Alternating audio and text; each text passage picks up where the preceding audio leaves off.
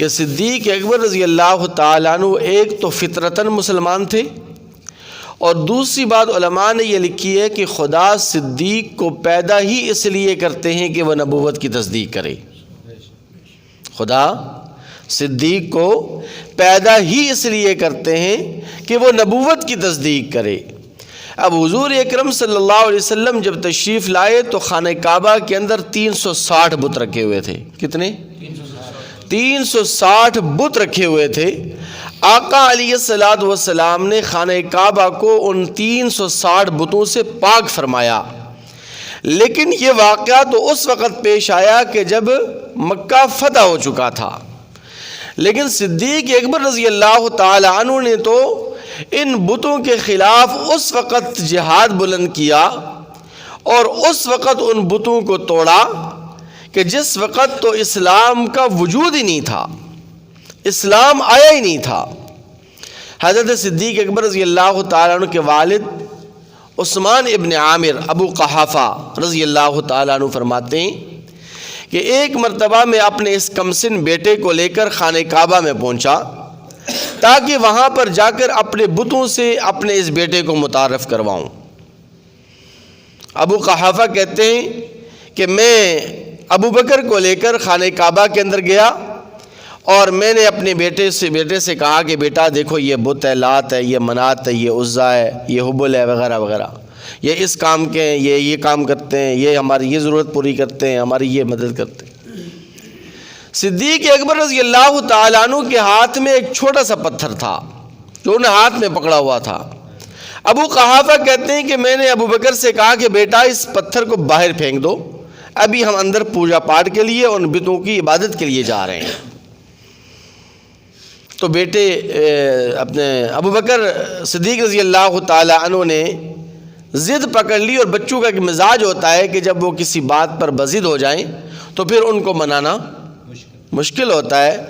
تو انہوں نے وہ اپنے ہاتھ سے وہ پتھر پھینکا نہیں اور اندر لے گئے۔ جب اندر ہم پہنچے اور میں نے ان بتوں کی پوجا پاٹ شروع کی تو میں نے کہا کہ بیٹا چلو اگر تم نے اس پتھر کو باہر نہیں پھینکا تو کم از کم اس پتھر کو اپنی جیب میں ہی ڈال دو۔ کہاں پہ ڈال دو؟ جیب میں ڈال دو۔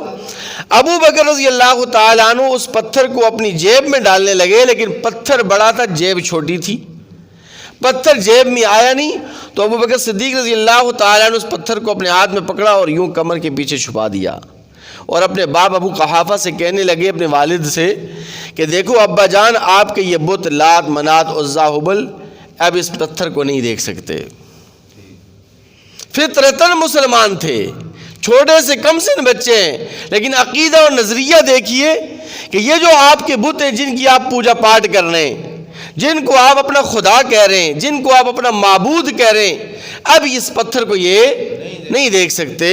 ابو قحافہ کہتے ہیں کہ میں نے جب اپنے بتوں کی پوجا پاٹ شروع کی، ان کے آگے میں نے سجدہ ریز ہونا شروع ہوا، ان کے آگے جھکنا میں نے شروع کیا، تو ابو بکر صدیق رضی اللہ تعالیٰ عنہ نے وہ پتھر اٹھا کر ایک بت کی طرف پھینکا اور ہمارے بتوں کی ناک اس نے توڑ دی۔ کیا کر دی جی؟ ناک توڑ دی۔ اب جس قوم کے بتوں کی ناک ٹوٹ جائے تو اندازہ لگا لیں کہ اس قوم کا پھر کیا حال ہوگا۔ تو پورے مکہ میں کوہرام مچ گیا کہ ابو قحافہ کے بیٹے ابو بکر صدیق نے آج ہمارے بتوں کا حشر نشر کر دیا ہے۔ اب یہاں پر ایک بات کہنا ضروری ہے، وہ یہ کہ دیکھیے سیدنا علی المرتضیٰ، سب کہہ دیں رضی اللہ تعالی عنہ، شیر خدا ہیں، نڈر ہیں، بہادر ہیں، شجاعتوں کے پیکر ہیں، ہمارے مقتدا ہیں، ہمارے رہنما ہیں، ہمارے آنکھوں کی اور سر آنکھوں پر ہیں اور ہمارے سرتاج ہیں۔